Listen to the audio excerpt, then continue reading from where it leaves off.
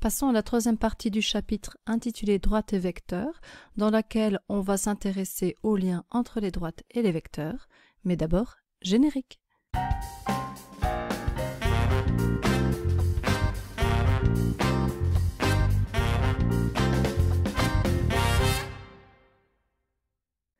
Pour commencer, le petit sommaire de ce chapitre.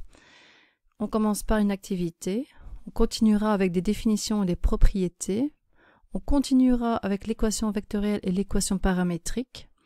Il y a encore un autre type d'équation pour les droites, c'est l'équation cartésienne. Et enfin, ce sera à votre tour pour les exercices. Commençons donc par l'activité. On démarre d'un point A de coordonnées 1, 2. On dispose aussi d'un vecteur U de composante -4, 3. Et je vous demande de chercher tous les points M pour lesquels le vecteur AM est parallèle au vecteur U. Alors, essayez déjà de trouver un seul point M qui vérifie cette relation. Je vous laisse 20 secondes.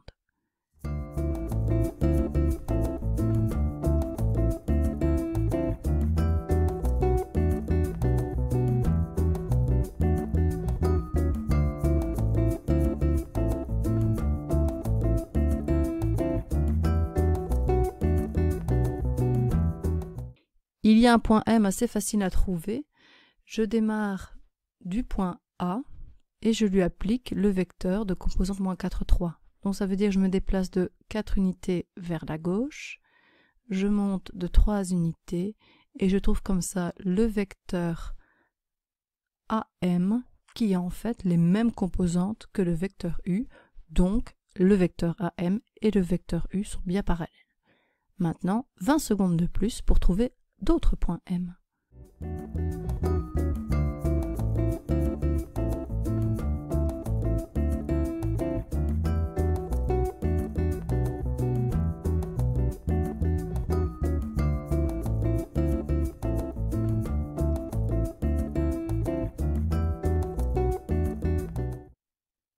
Voici d'autres points possibles pour M.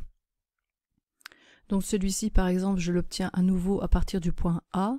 J'ajoute 4 unités suivant l'axe des X et j'en retire 3 suivant l'axe des Y et j'obtiens un autre point M.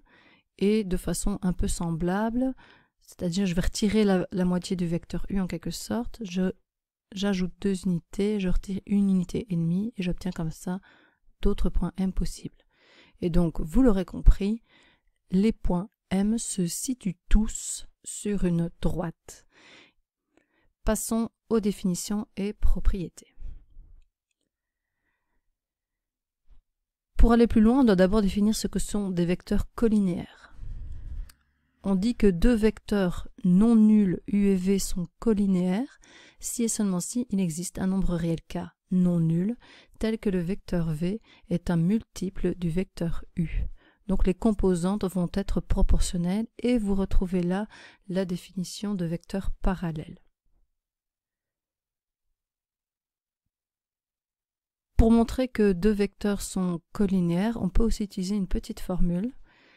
On dit que les vecteurs U de composante XU, YU et V de composante XV, YV sont collinéaires si et seulement si l'égalité XU fois YV moins XV fois YU est égale à 0. Il faut bien avoir 0 et ça prouvera que les composantes sont proportionnelles.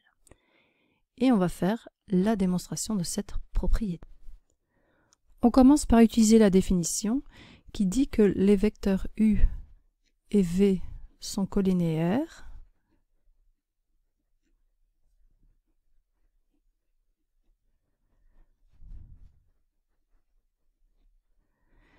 si et seulement si il existe un réel K non nul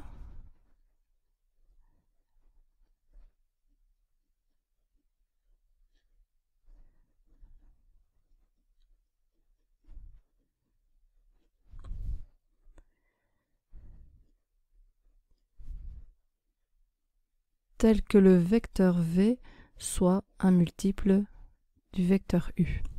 Et donc, on va démarrer de cette égalité pour démontrer ce que l'on veut démontrer. Dire que le vecteur V est un multiple du vecteur U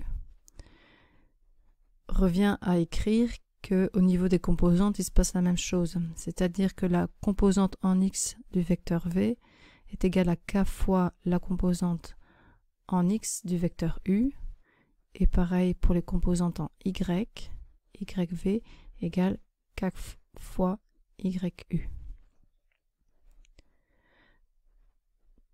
Dans ces deux équations, je vais isoler K. Donc pour la première, K est égal à XV divisé par XU. Et pour la seconde, K est égal à YV sur YU. Puisque le K de la première équation et le K de la seconde, c'est bien la même lettre K, eh bien je peux écrire une égalité entre ces deux paquets, entre les deux fractions qui sont ici. Donc cette fraction-ci est égale à celle-là. J'écris donc que XV divisé par XU est égal à YV sur YU. Je vais appliquer un produit en croix. Donc XV fois YU est égal à XU fois YV.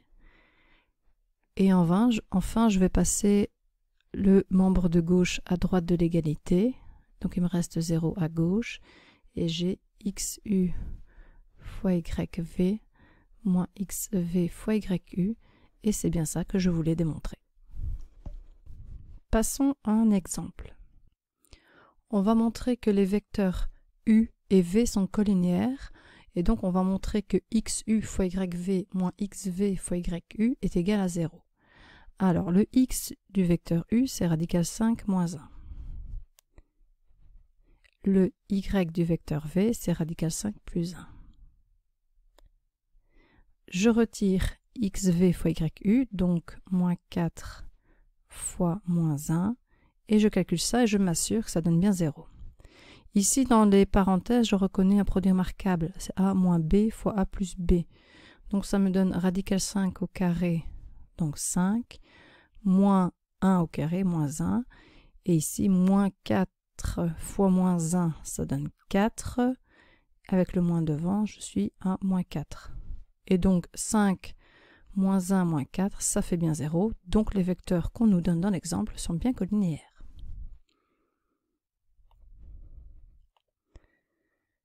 Petite remarque, le vecteur nul, qui n'a pas de direction, pas de sens et une norme de 0, est collinéaire à tout vecteur.